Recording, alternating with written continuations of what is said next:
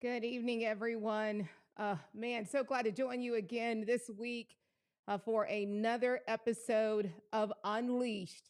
And I'm going to say it the way that a gentleman that I just have mad respect for.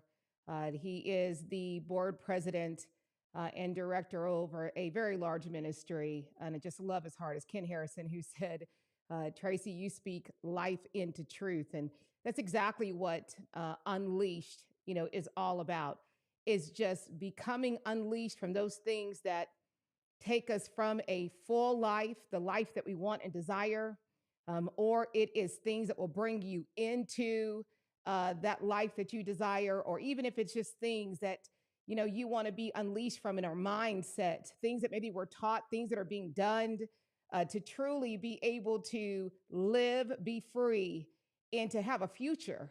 And that's what I love about this focus unleash every week, is that every week I come to bring thought, to bring air sometimes, to bring a resolution, a revelation, or to bring movement from A to B, even if the only thing we do on Thursday nights is to grow.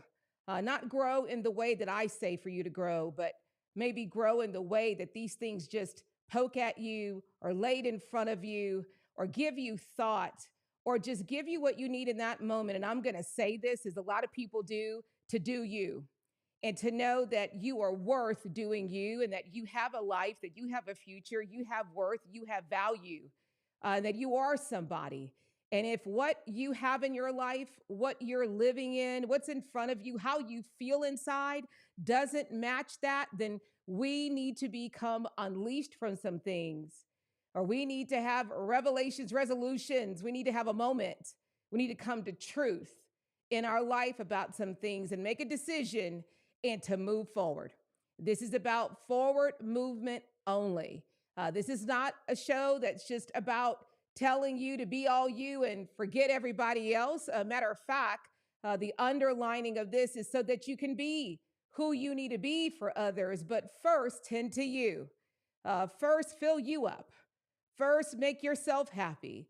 Have a life that is about you. Have a future that is about you. Know your worth and value so that even the things that you serve, the things that are in your life, they see you for your fullness. They see you for your greatness. And I just believe that when you can truly love yourself and you understand your value and you understand that you were made to be different, not just to go along or be along, or you were made to have happiness and joy in your life, not to be in a place of destitution, heaviness, disarray, or even depression, or even to have things that you battle in your mind, or even things that you look at in your life or look at in society that causes you to feel less than or brings a heaviness or your life, or maybe just the relationships that you've had, those in the past, those recent, or the ones that are in your life that can cause you to feel different about yourself.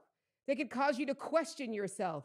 They could cause you to, yes, as we started our conversation last week, to be influenced, that we need to check out, that we need to double check, that we need to stop and think, unplug, maybe even plug out, in order to make sure that the life that we're living is the one that we were written for, the one that belongs to us, the one that was paid for, come on, and the one that we truly deep down inside desire. It's to make sure the life that you're living is about you, because you're worth everything. And so, good evening, you guys. Our focus in episode tonight, and this is a podcast for those of you who listen on Spotify or iHeart, or on Pandora, or on Deezer, or Apple Music, or Apple Podcasts, Amazon Podcasts and Music, so many platforms, or even on our app, The Superhero University, or just right here with Facebook and YouTube. Man, I'm going to sit here and tell you that our focus is so been about taking a moment to think about the things that we're plugged into, the things that are connected to us and we are connected to it, the things in our environment, in our peripheral view, the things in front of us in 3D, the things that we see all the time or we hear all the time, or the things that we allow ourselves to see, that we choose to see, or the things that we choose to listen to. I believe that we're in a time right now, and especially at the end of the year, when we're looking at and assessing things and making crucial decisions about where we want to go. What do we need to do to get there? What are things that need to change? And man, I'm going to say it, and to make sure that if things need to be uprooted and thrown away, that we are not taking it into our next season. We are not repeating the same things over and over and over and over again. And when we ask ourselves what's happening, we don't even have an answer. We don't even have a why or even a direction or even where to go. This is about the fact that we need to take some time to truly assess ourselves, to question ourselves, to take a hard look at all the things that have created us where we are today, that are touching us today, that are influencing us, speaking to us, and I'm going to say it, mold us. What are the things that are truly affecting who we are becoming, the way we think, the way we speak, the way we act, our perspectives, our views, our values, the way in which to do things? We dove in last week with really kind of taking a look at the many things that even up to 7 to 11 to 13 hours of information that we get every single day, whether it's from television commercials, tweets, TikToks, Instagram, Facebook, YouTube. Man, even if you watch television live or you still do the DVR, the information is on overload. The information highway is on speed highway. And instead of it being 3 lanes, it's like 12 to 13 lanes of us taking things in.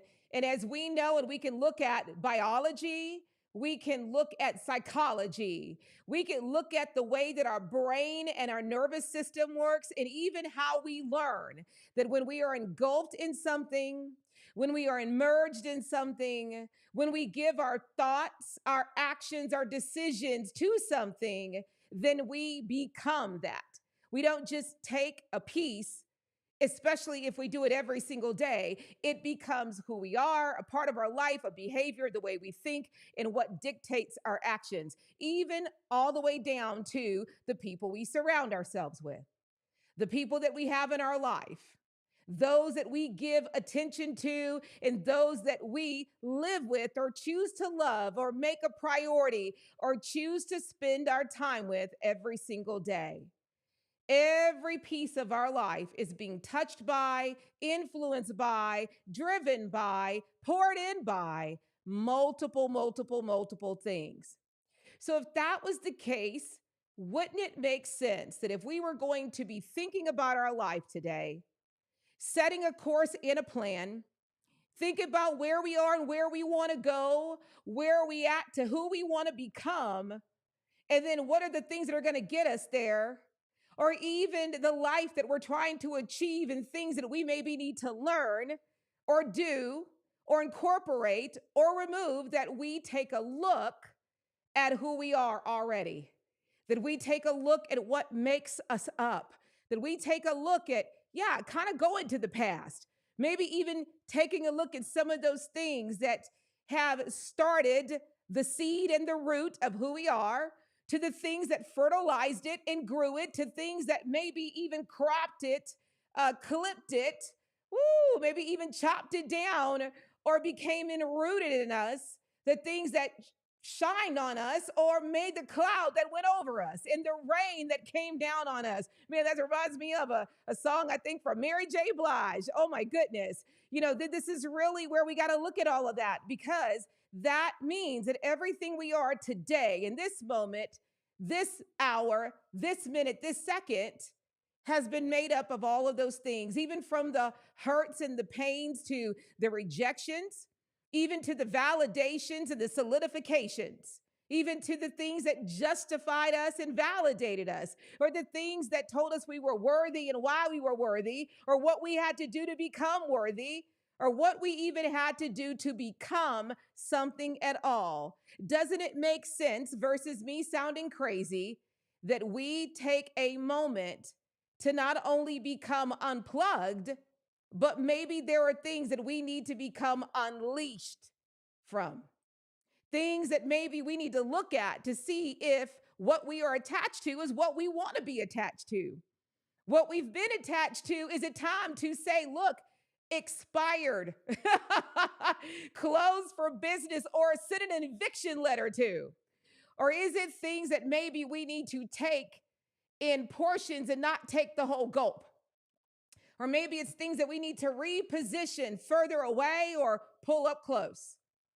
Or maybe it's things that we need to just start all over with at a clear slate and to rebuild or build again. And I love this one because maybe there are things that we see have holes and gaps that even as we are going to try to put the right things in, we're going to try to listen to the right things, see the right things, and do ourselves and work hard at it and be committed and diligent, that we have holes and gaps because of the scars and the pains we've been through.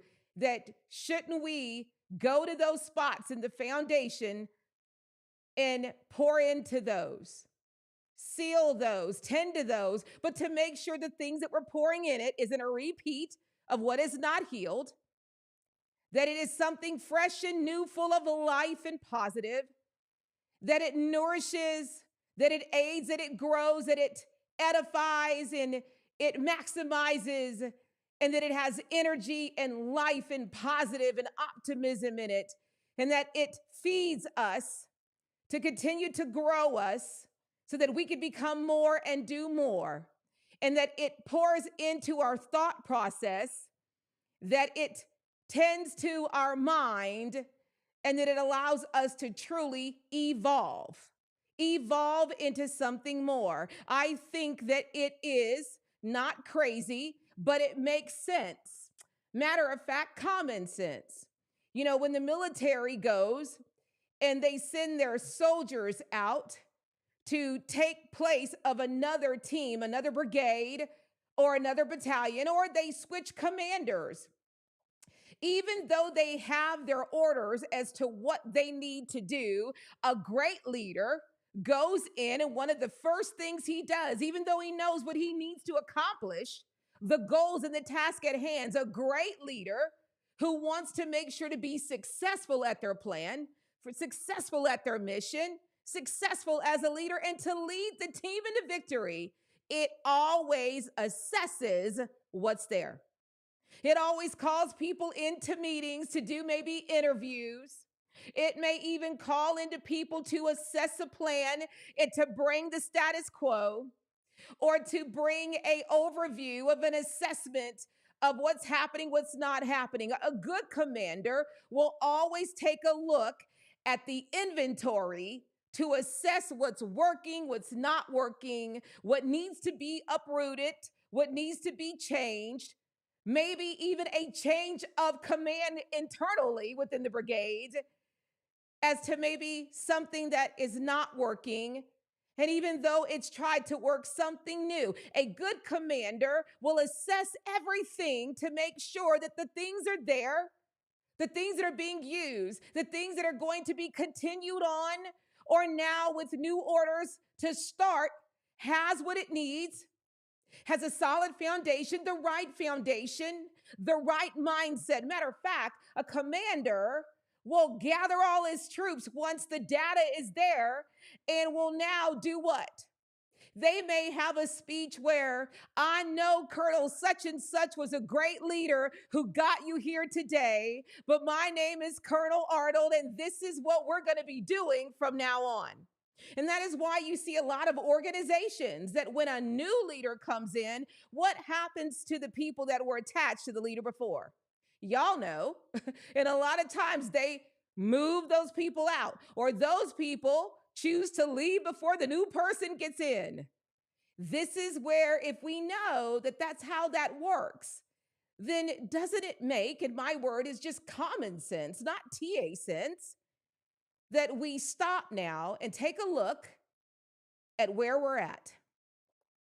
That we take a look at the thoughts that have been ruling our actions and dictating what gets carried out and what happens next. Maybe we need to have a conversation with the things that are the leaders in our commands of things such as life and finances, relationships, our beliefs, even our self-worth, our personal thoughts. Wouldn't it make sense that we take a look at where we are and the things that are attached, that are fueling ourselves, that are making its way to the home base, and make sure that that is where it needs to be before we go out and pursue the things we want to pursue? And wouldn't it make sense to check to make sure that the oil in all of the tankers are fresh oil versus old beat up oil that maybe is going to clog the tanker, so when it's time to be in the heat of the moment, it can move where it needs to? Sure, it does. That's what my focus has been here for the last episode in particular. That's what this whole entire launch of Unleash has been about, starting with me just talking about your self-worth and value, to now what we're coming into is really looking at the foundation of what we're building, ourselves, our life, in all the things that we're putting down in our foundation, all the things we're using to line up walls or to put a roof or to sit at the head over us. You know, what dictates the light and the electricity that works within us, or the air conditioner or the heat? What kind of chairs are we sitting on? Or even what's in our refrigerator, what we're eating. This is really where we have to take a look at our life at some point in our life. Because just as we talked last week, there's been many influences from the time of when we were born and we couldn't speak, we couldn't eat, we couldn't change our own diaper. We needed someone to tend to us, to the time that we were now vividly able to see, and the things that were put in front of us in those moments that we saw, to the things that were handed to us that we could touch and we could hold, to even the clothes that got clothed on us for us to wear. And even when it came time for us to crawl, and the platform that was given to us to crawl, and then the one that was created that was supposed to be the one to keep us secure for us to walk on, so that we had something solid so we did not fall. Or even to those that were going to be there to make sure we stayed the course and that we learned how to walk and learn how to run.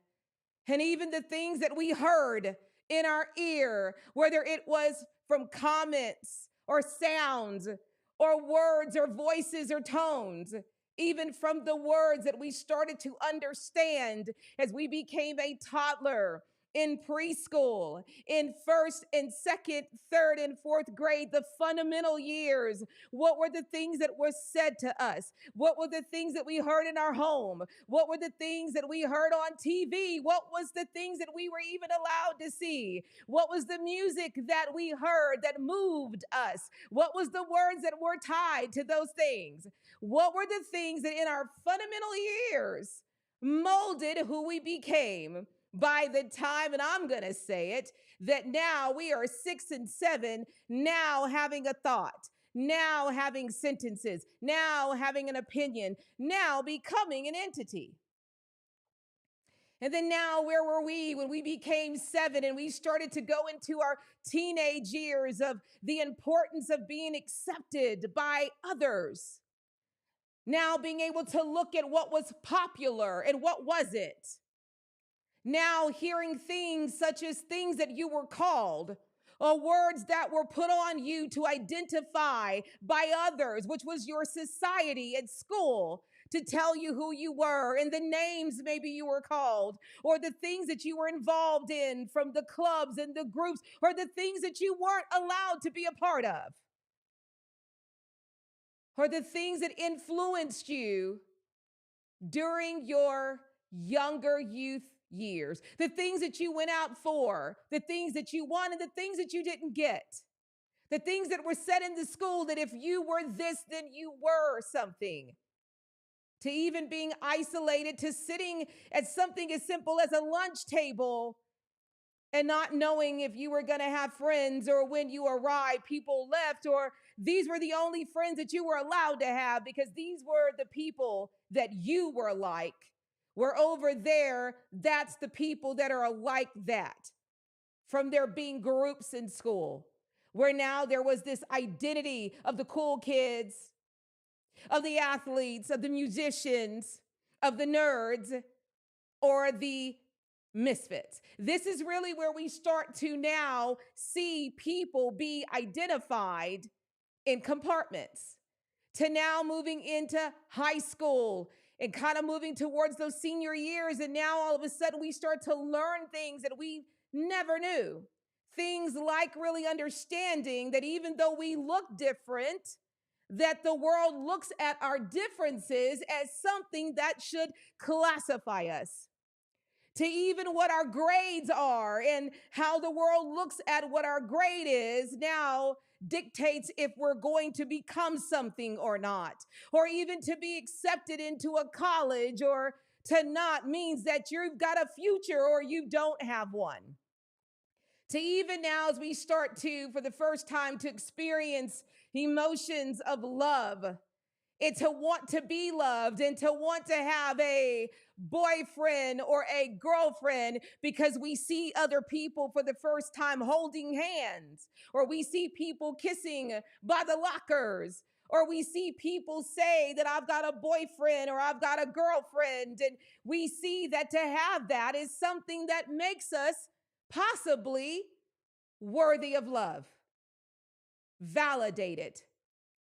To now coming out into the world of now where your life is now just open to so many decisions and things that you need to do, and man, things that now you're held accountable to and things expected of you.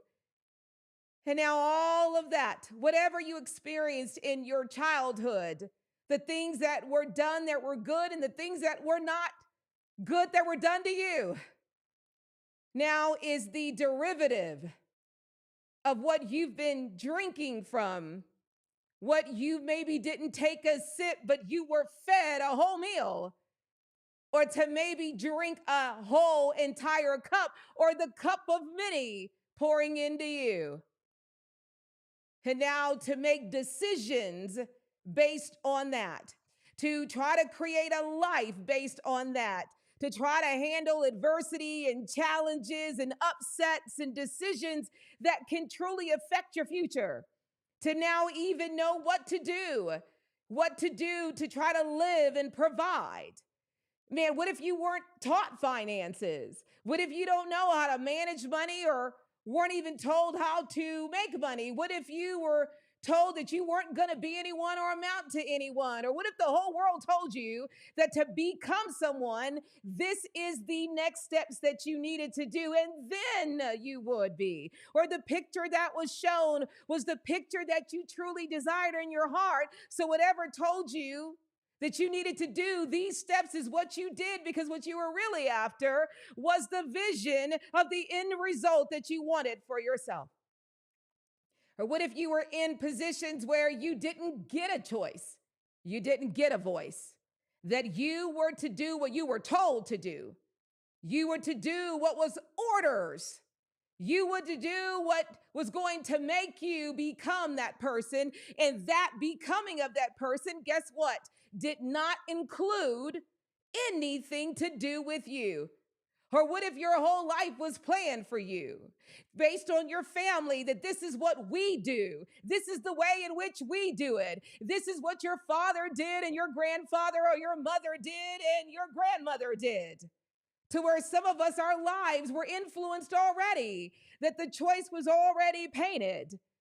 And that was what was put in front of us, who we thought we were to be, who we were supposed to be, and not anything that gave us a choice of it could be something else. You know, I do think about the military as an example right now, because they literally go into the military and everything about their thoughts, their wishes, how they walk, how they dress, how they act, how they talk, what they can do, even when they're off base, is all governed by someone, influenced by someone, influenced by, here it is, a culture.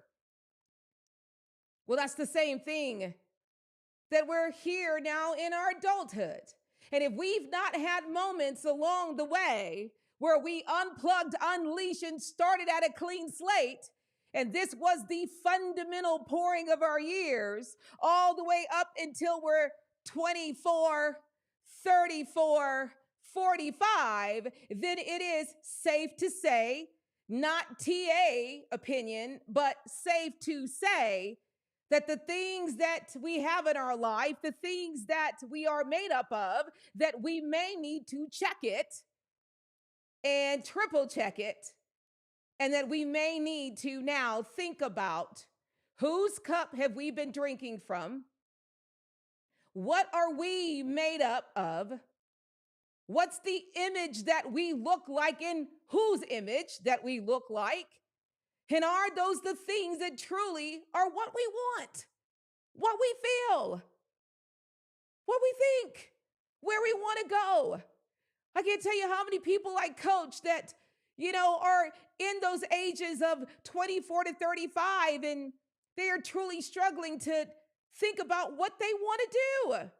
They have all of these thoughts and they say, you know what, I don't know, just so many things. Why? Because so many things have been put in front of them, so many possibilities, that it's so hard for them to just find the ones that are theirs.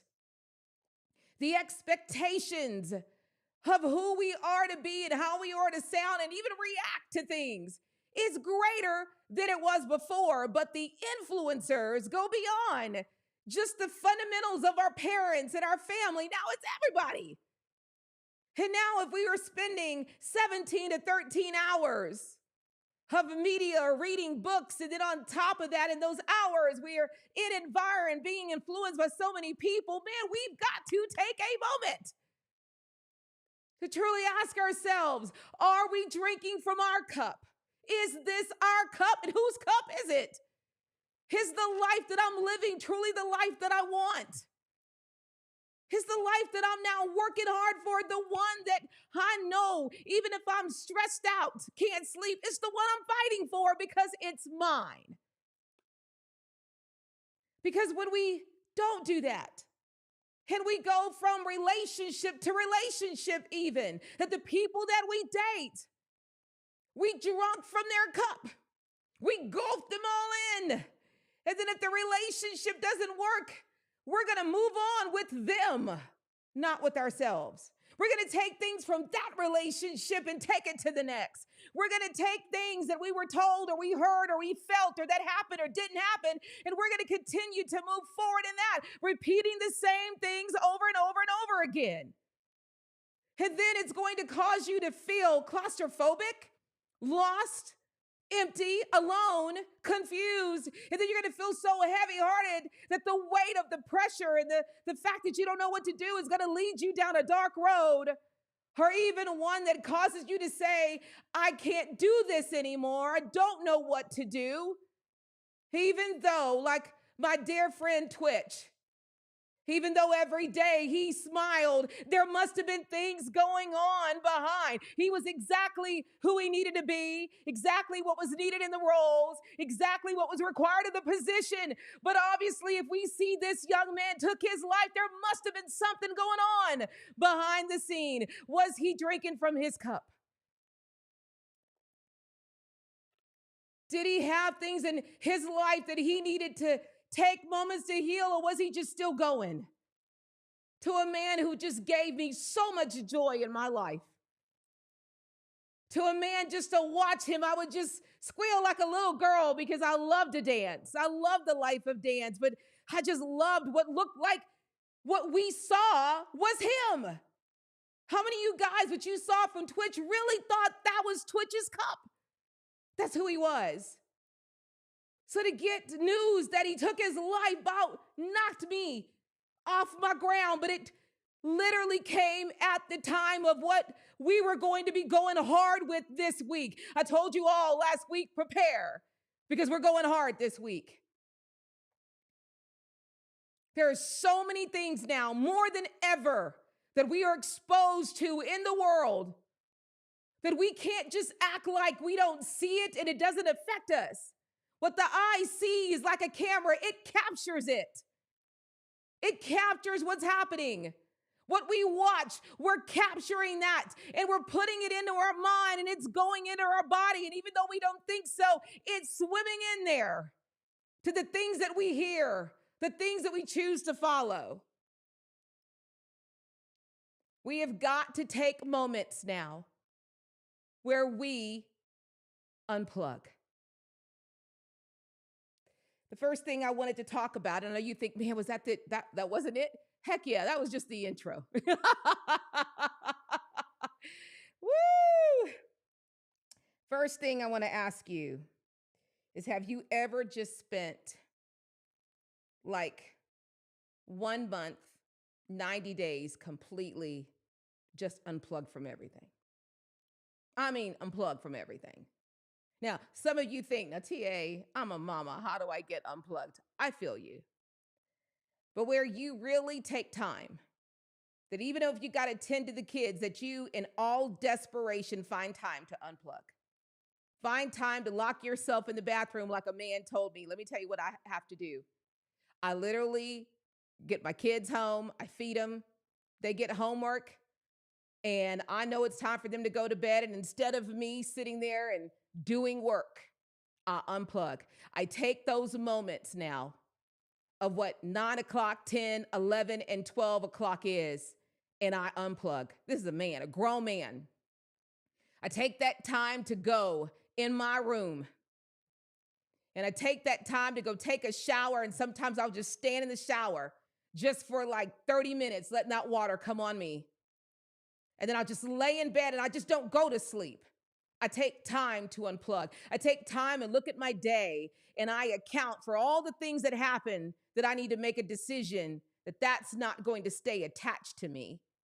That's not coming with me tomorrow. This is. I take a conscious moment to reflect on my day. And then what he says he does, he takes a notepad and he writes those things down so that he doesn't forget it. He won't just go day to day, just living life, not realizing that every day things try to attach to him. And every day things try to go to the next day with him, that he's got to take responsibility of his life and protect his life, to assess his life.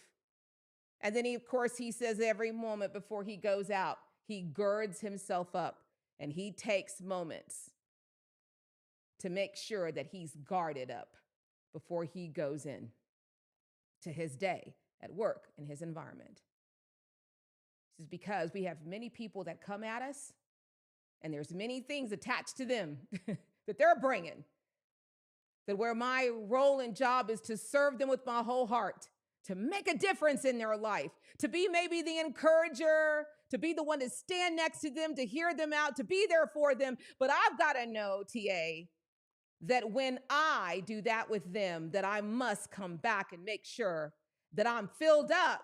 But instead of filling up with that, I got to fill up with something else. Woo, that was deep conversation from a brother, man. It's because I learned the hard way how I got myself to a place of drinking and becoming an alcoholic. How I got myself to not loving myself and respecting my life. And then making decisions that were just downright not right, ridiculous. He said just downright stupid for a grown man. That I couldn't just keep doing things expecting a different answer, expecting it to figure itself out or work itself out. I had to take a cognate action and step and implement things in my life that were going to keep me,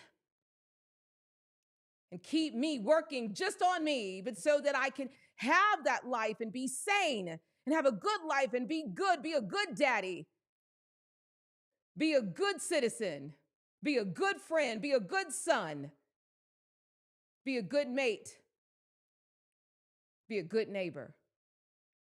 I had to do those things.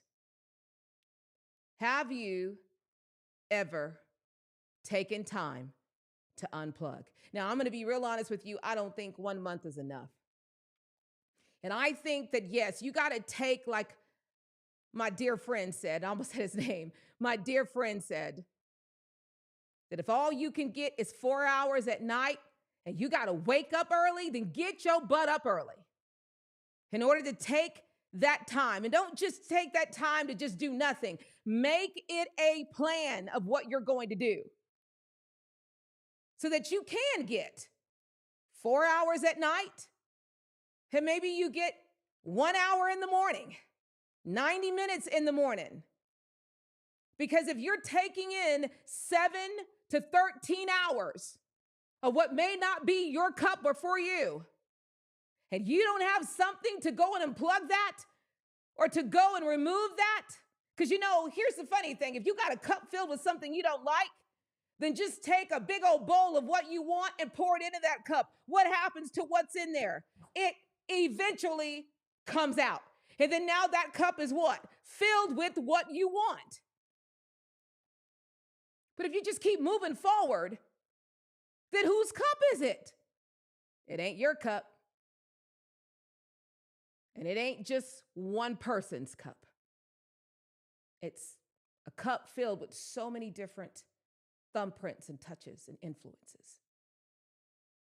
It's a cup made for other people, for their life, for their walk, for their future, their day, whatever that is. It ain't your cup. It doesn't belong to you.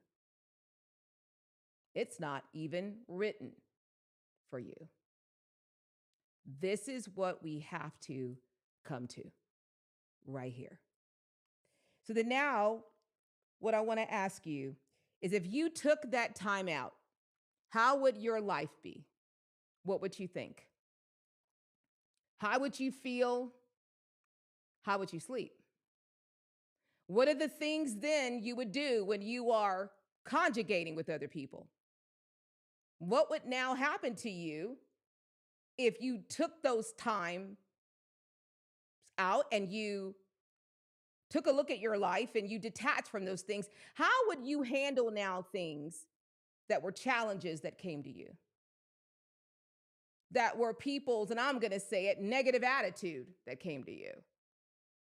People's maybe issues that they need to work on. How would you be?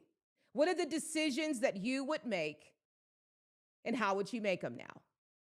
What are the things that now would dictate, instigate, motivate, or inspire your decisions? And what now would be your outcome? What would be the things that you would be painting forward, that you'd be walking on? What would be now the pictures that you would see? And then how would you feel about that? What if you took time to truly assess and to think about who you are? To think about what you are? To think about what you want? To think about the things that will align with you? What would that look like? What would happen if you just unplugged? And I want you to think about that for a second. What if you unplugged and you set a course to just do this for the next 6 months? What if you decided in 2023 that you were going to do that for a whole year? What do you think would happen? What do you think you'd feel like? Whew, I just exhale. Because I know what this is like. What are the things that maybe you would do that you've never done? Who would you become, and what would your emotions now look like? Last week we were talking about the things that influence us. And I told you that I wasn't going to bring stats necessarily, other than what Nielsen said about it being literally 11 to 13 hours that we have with influences of media and books, and even when it comes to things that influence us. And I thought that was powerful. But I want to share this with you real quick, because I want to go to the next thing, and then we're going to talk about some things here that you can do. Okay, because I want this to be an equipping before we get to the holiday. So, as I put my vision on here, superhero vision, knowledge and education was originally intended for us to learn and to grow, to have wisdom, um, to take in information so that we could learn how to do this, how to do that. When I think about when YouTube came around, I remember how people kind of, didn't really take to it. But then all of a sudden, because it became a library, it became more of a how to do things. You could literally go to the search bar and type in how to, and you could come and pull up anything. And before you knew it, you had an answer right there in your home, right there in that moment. Things you never thought possible, you now could learn how to do it and do it yourself. I love that. But what has happened is that now the platforms that we have that allows us to come and reach people we could never reach has now taken on a different form. It's not just about knowledge, wisdom, learning, education, and growing.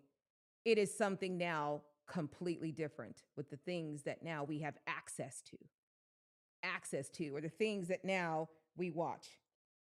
What was supposed to be things that should have, as I said last week, motivate us, inspire us, give us tips or how to help, aid, elevate, to teach, has now become something completely different. We are now exposed to things like glamorization, sex and sex images, nudity, fighting and fighting scenes or scenes where people are beat up, things of people's, thoughts and other beliefs and anger and hate and racism and judgment, arguments and yelling, horrific scenes that you could just look at watching somebody die now, or seeing things where someone's killing somebody and they'll just put a notation. This may be, images that may not be good for you to see, but the fact that they're even going to show it or make it accessible to people, unappropriate scenes, things that are all about how to maybe look and dress or to not dress at all, things that now dictate what's popular and what to do to get popular or what to do to get seen and loved. There's so many things that now, what it used to be. I think about when I was growing up, even with television and television shows, what they used to be like. They were about family, they were about laughter, they were about, thank goodness, superhero shows. They were. There were a lot of kid shows on Saturday that we could watch, that we could wake up to and have Saturday mornings. And there were even shows that your whole family could watch. Now it shows that I am going to sit here and tell you the things that are for families aren't even the shows that are being watched or even family watching those shows.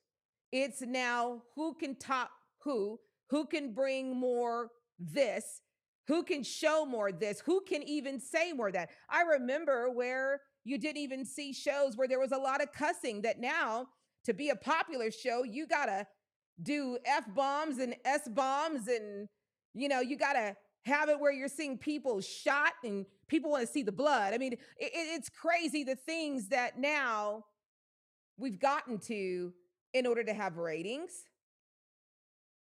in order to be able to renew a episode or to be read or to get acclaimed or to be seen or to get famous. The things that now we're looking at is just unheard of.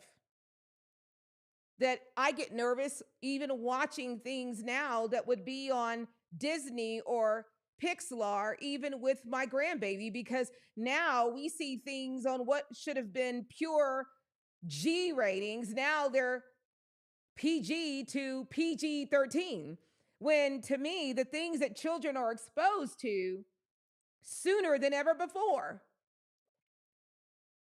and there's no censorship. And then you see how they started to make all of the kids shows to appeal to not the kids, but to the parents, the adults, when I'm sorry, the parents have their own shows. This is for the kids. And to even see them now try to put things in there that is subject matters for adults, not for kids, to try to now influence their cause, their beliefs, their thoughts, maybe even their political views on kids. This is where, again, I go back to what I said. Whose cup is it? Whose cup are we drinking from? And then what cup is it that even our kids are drinking from? And then when we go look at all of this content and we go look at all of taking those hours in, the things that are the effects that psychology and doctors say, it affects our thoughts and ideas. It affects even the way that we think, even how our brain cortex starts to take into things reasoning. It starts to warp it. And it starts to kind of like if you had an elasticity, something strong, it starts to weaken our mind, our ability to think, to process, to make decisions, to even speak. Matter of fact, they did a test with kids, and they did a test on kids. And just imagine adults with all the things that we see. Just 2 hours of inundated information, these were the things that were affected. Is language to speak, they scored lower. Their ability to do quick thinking, their ability and confidence, their ability to process, their ability to have critical thinking, and even their ability to reason and their ability to feel confident in their own decision making. All of these things by Bailey Wise, Health, and many other psychologists and tests, you can go look it up, have validated that when we inundate ourselves with all of these things, hours and hours of it, now you know where I'm going, that it starts to weaken our own ability to think, to do, to process, to make decisions, even to speak. That it starts to numbify it, the way our brain is to work. And then it even talks about some of the other effects is that then it starts to create stress, low energy, mood changes, anxiety, depressions, feeling of loneliness, irritability, and a loss of self. Go look it up. That's deep to me. So again, wouldn't it make sense that we take time out to unplug, unleash, and really check our inventory, who we are, where we're going, and what cup or cups are we drinking from, and are they our cups?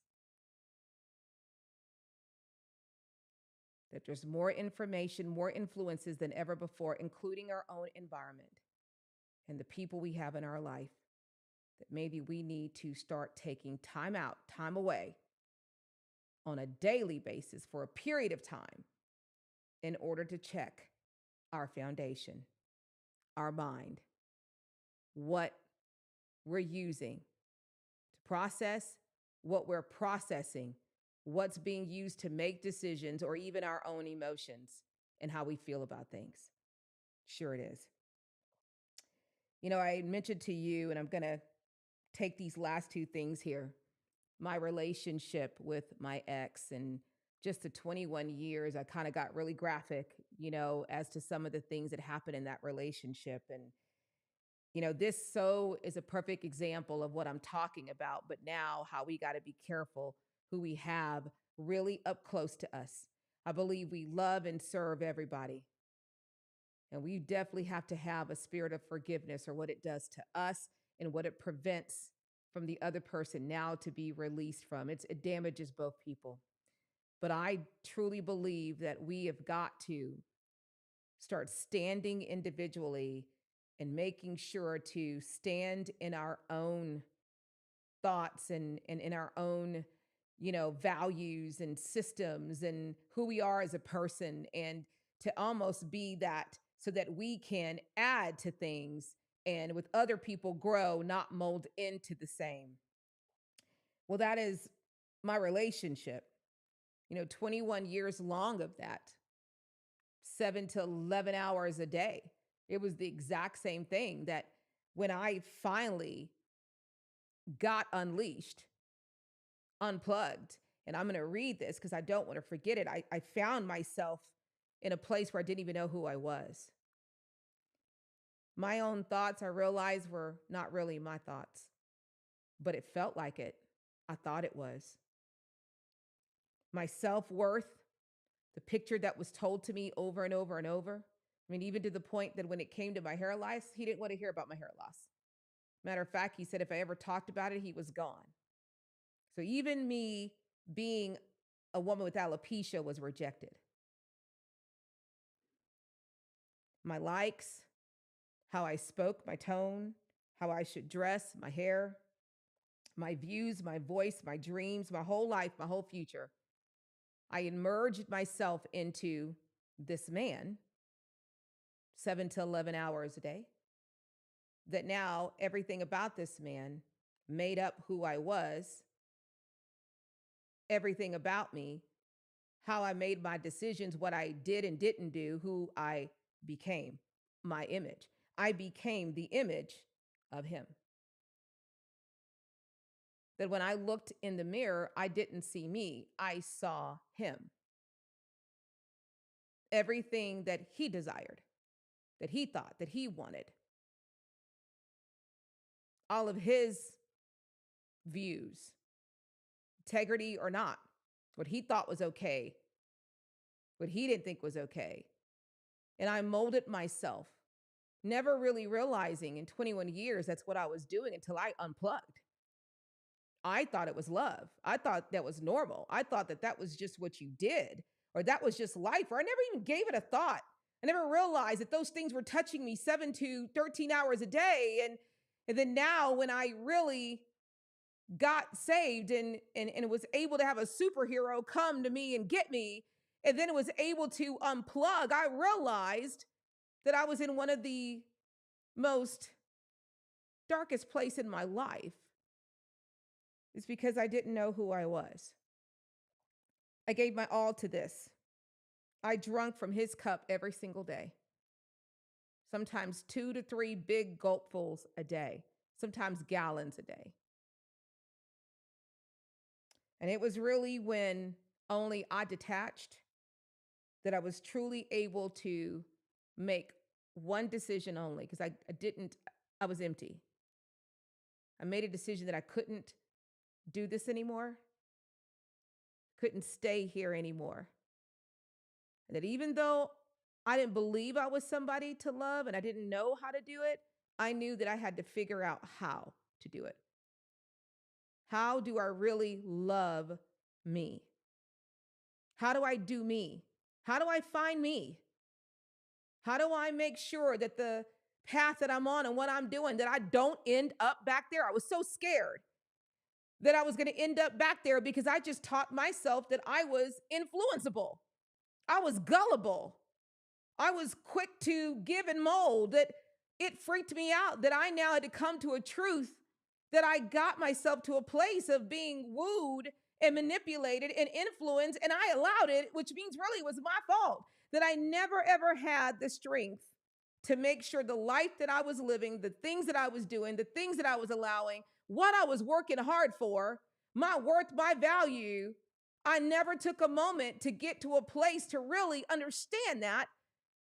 Because when I feel you start to question everything. You start to now look at things differently, and you don't let just anything up in your house. This is your house, by the way. You don't just watch things, just anything. You don't just listen to anything. Everything changes. when you do that. Who I was, what I believed in, my image, who I wanted to become, my values, my do's, my don'ts, my standards. And boy, my purpose was found. I basically, in that moment, had to realize because of that truth that I had to come to. Because a lot of us think I'm good. I've never. I talked about that last week. Double check that. Because I feel 99% of us need to check ourselves. I would love to talk to somebody, like I said last week, not to challenge them, to learn how are you not, man, then maybe there's more that I don't know because the influences are every day. I still have to work at it. It's ongoing. It's not I've arrived and I never have to. I just know how I had to get to here to where I'm drinking from my cup now and the one that was created for me. I basically had to die to myself because I realized I had died to myself already, but raised myself up in the image of him, which then had me become an image that was a woman who governed and was governed by society. I was raised up in an image of a woman who looked like society, a woman who looked like society in regards to what kind of woman I should be and how I should dress and how I act and what would get me to feel beautiful, what I should have, what should dictate things, how I should communicate. I raised myself up in an image to look like the image of this man and the image of the world, not the image that I was created to be like and the image I was created for. I was everything else. All to be accepted, to be loved, to fit in, or just downright, I didn't know any better. I thought that was normal, never knowing any different until I got unleashed. So the very first thing that I did is I knew I had to strip that down. I had to go to the bare place of where it all started. I had to become completely stripped down and naked in order for me to rebuild myself up or start that process. I had to tell the truth to myself that I needed to really analyze and I needed to scrutinize who I was and search thyself and put it up against everything that I knew that was right, that was good, how it needed to be, what I wanted to be, how I wanted to be. I needed to take every piece of myself and test it against those things. And if it didn't line up to those things, it needed to go. I didn't need to have a closure party or a pity party or a going away party. It needed to go, and it needed to go ASAP. I needed to find my worth, just my worth, nobody else's, nobody else attached to me. I needed to find my worth without conditions, to where I was going to love myself and be loved without conditions. I needed to look at myself if I was living my life and it looked like me, not the image of others. I needed to almost put myself in a box to check out from everybody, that when now I could learn how to now walk. I could learn that by crawling on my own, walking on my own, being by myself, so that I could understand what I could do and who I already was, how I was created to be, and that I could do already without. Not because of others, not because of man. That I needed to start to look at what was in the mirror and just know that if only I loved myself and the one in who created me, and that I could look at myself and see the beauties of the imperfections, and I could look at myself and hear myself and listen to myself and know that I've been designed that way for a reason. And when I alter it and look like everybody else, I weaken that, not strengthen it. I throw myself off, not be aligned with it. I get myself further from the things that are to be added unto me when I now unleash from everything else and just become the image of who I was destined to be, how I was written to be. I stopped looking to other people to validate me. I look to people just to get their thoughts and then come back and say, what do you think, Tracy? How do you feel about it? To get wisdom, but wisdom shouldn't have anything to do with my DNA and who I am. It should be anything just to help me to grow already what's growing, like fertilizer maybe, or water maybe, but not my seed or my root. Maybe to glimpse just the sunlight on me, or to say, hey, you may want to look this way, or if you're trying to get there, here's a path you can go, but it should have nothing to do with my self-worth, my identity, who I am, what I can do, in the way in which I was formed and made perfectly in the womb.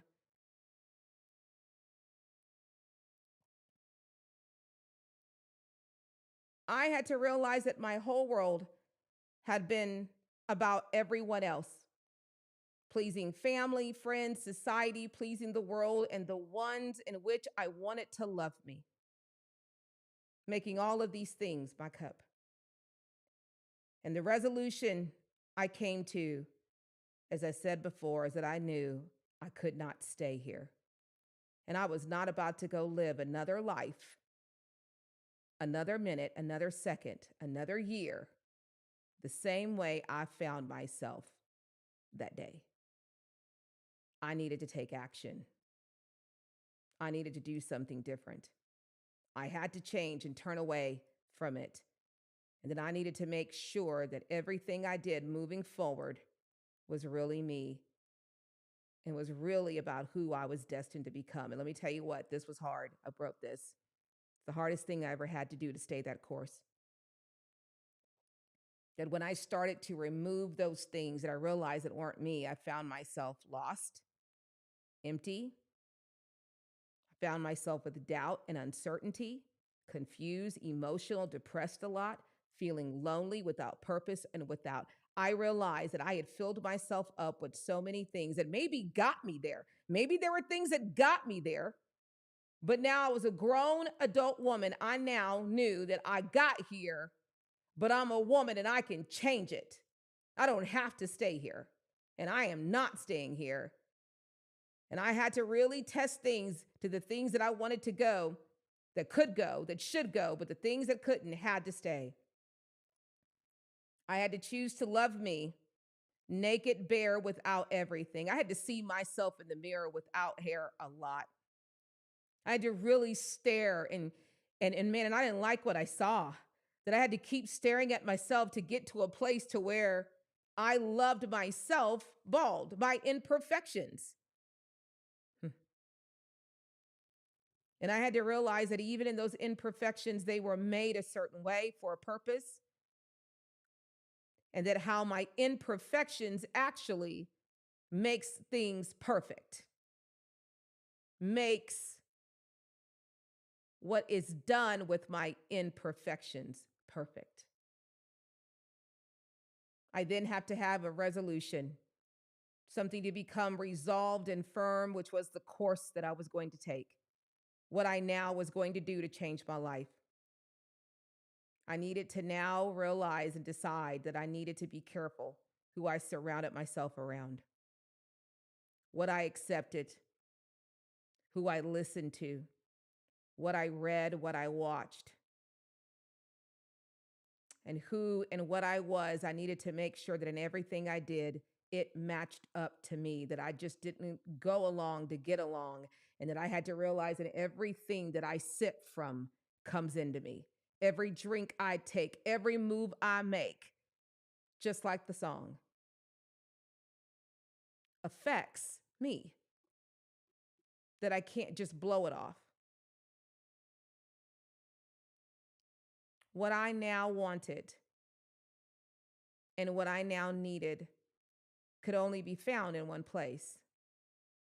It could only be found in me, in here, and in who created me. I needed to find me in regards to what I did in my life, what I would have in my life, what I would feel in my life, what I would see in my life, what I would be in my life, even what I would think and allow myself to think on. And the battle is still hard. But let me tell you what I wore. When I know I have thoughts that don't match me, I go to war and it kicks my butt a lot. But I'm going to tell you, every single time I end up the victor, every single time. But I go through hell. You'll go through hell. But you have to rage war against that. You cannot let those things sit and settle. You must rage war and uproot them and eradicate them. I had to look at every single thing, how I reasoned, what thoughts I used to process, to make decisions, what my beliefs were, what I believed in, where did I get it from? And then I had to uproot everything that didn't line up and I had to plant new things. And I'm going to go down these really quick and then we're going to end. I had to stop looking to the world. I had to stop looking to others. I had to stop worrying about what others thought about me, whether they accepted me or even liked me or what they even thought. I don't care anymore. I had to take time to really search my heart to find me, the real me. And I had to go all the way back to my childhood to find her. I couldn't even do it as an adult. I had to start to create and make decisions for me. And even though I'm married, I had to first think about how I felt and then share that with my husband because I have the ability, I realize, to conform and give in and submit. But I am not to conform to a man. I am not to submit to a man. I'm submitting and conforming to somebody far higher than that. But to the both of us who are submitted to the same things, we then should be submitted to that first so that we don't really have to submit to each other. Hope you caught that. If not, rewind it back.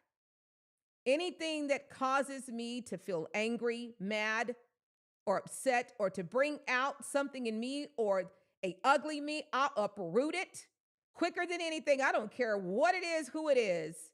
And I will make sure that my peace and me being who I am reigns over it, or it can't be in my life. I look at my life and came to terms with some things. I didn't accept it. I came to terms with it. And the way I came to terms with it was the fact that where I can never undo those things, I can never change those things. I had to believe that even those things were the terms of the things that made up me, who I was. That it was going to make me stronger. It was going to help me to endure future things and to show me that even in that who I am and how I've been created and who I belong to, that even in that I can overcome it. So even in this, I can overcome it too.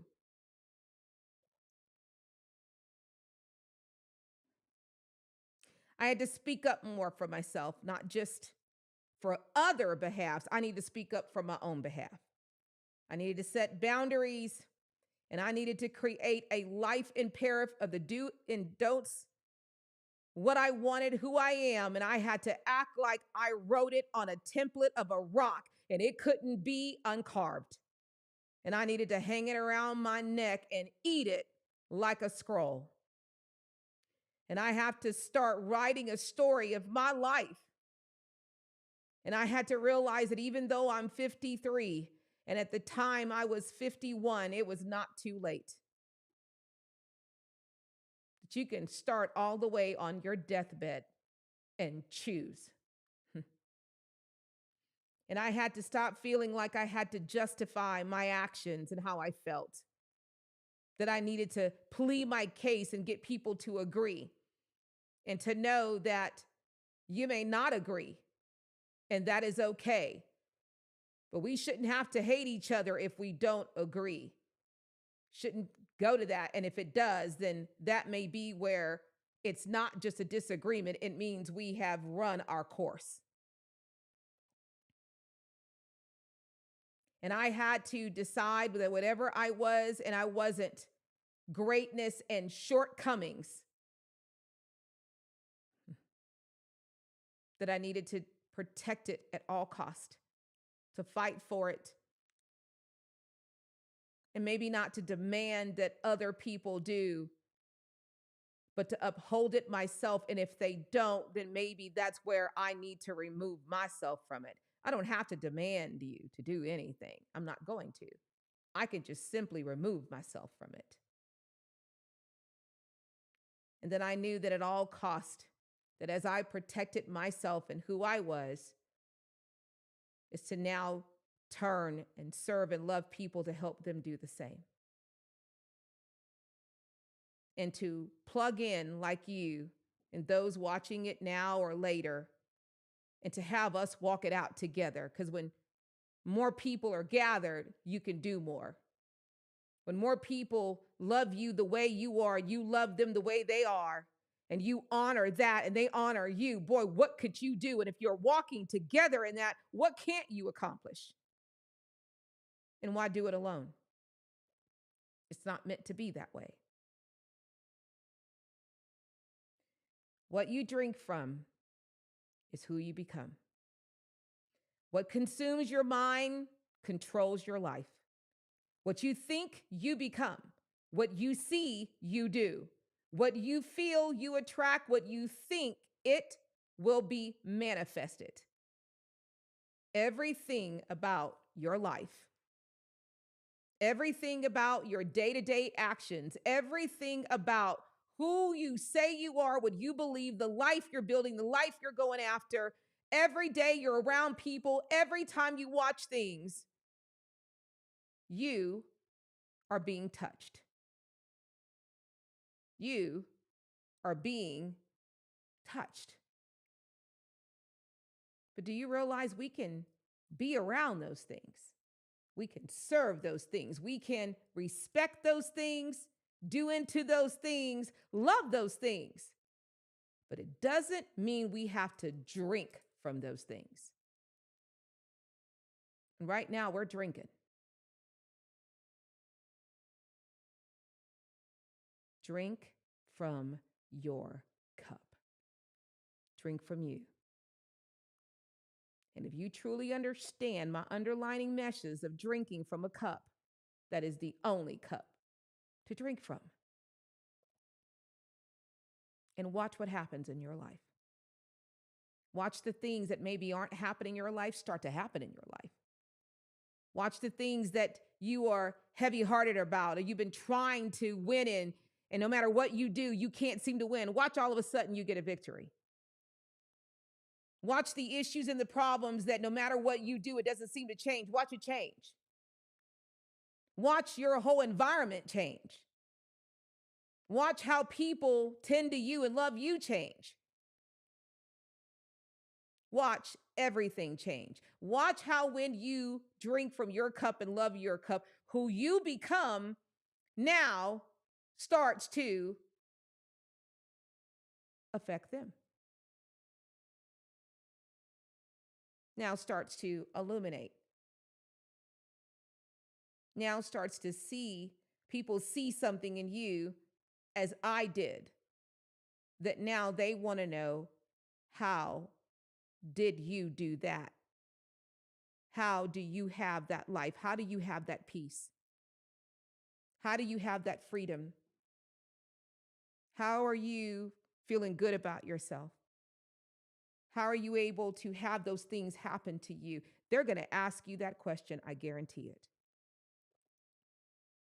Or you're going to be presented with something in front of you that you now know that's the question that's really being asked. And now you'll be able to say that I drunk from this cup. And you too can drink from that cup that is also for you. There's one for you. So think on this, you guys, as we again start to look at our life and start to think about the new year coming up. Analyze your inventory. Check your inventory.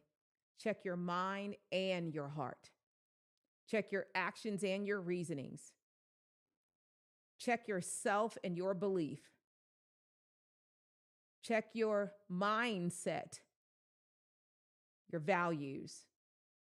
Check everything that you are consuming and allowing yourself to look at, to listen to be around, to drink from. Check everything and write your life. Be free from that. Create the image of you that you were destined and created for. Create your life. So I love you guys. I'm truly am hoping that this has blessed some of you, that this has allowed you to be able to take from this today and to go and step forward into your new year. I don't know if I'll be here next Thursday. I will let you know, but I do know that I will be here on Tuesday for Suit Up, as we will talk about the things about those riches within that we need to pull out in order to, again, have that fruitful life that we are wanting in the new year. And that I will definitely be here as we count down to the days of the new year 2023. So I love you guys. Be blessed. And I will see you again for another episode of Unleashed.